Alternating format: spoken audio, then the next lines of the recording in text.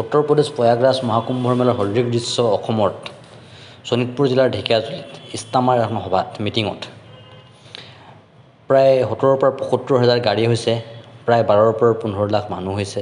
মানুহবোৰ এনেধৰণে আপোনাৰ সভাৰ পৰা যেতিয়া ঘূৰি গৈছিলে, ঘূৰি যাতে এনেকৈ আপোনাৰ গাড়ীবিলাকত উঠি পাছফালে উঠি গৈছিলে, পিক আপ ভানবিলাকত। প্ৰায় 15 নং ৰাষ্ট্ৰীয় ঘাইপথত 15ৰ পৰা 18 কিলোমিটাৰ পৰ্যন্ত ৰাস্তাত ভিৰ, এনেধৰণে আপোনাৰ শাৰী পাতি ইখনৰ পিছত সিখন গাড়ীবোৰ খুব শৃংখলাবদ্ধভাৱে গৈ আছিলে। কোনোখন গাড়ীক অভাৰটেক কৰি যাব পৰা নাছিলে, এখনকৈ গাড়ীবোৰ এনেকৈ গৈ আছিলে।